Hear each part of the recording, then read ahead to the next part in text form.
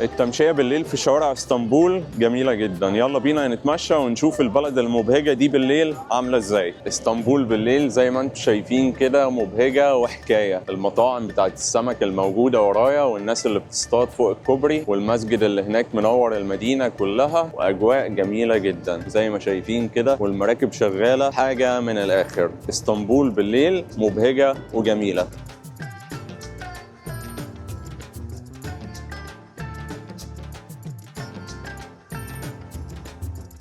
احلى قعده بقى، سامعين صوت الميه كده وسندوتش السمك الجميل والجمبري. قعده جميله جدا في مطعم رايق جدا، والمنطقه اللي حوالينا مميزه وانوار ومراكب. احلى كلام الصراحه يعني.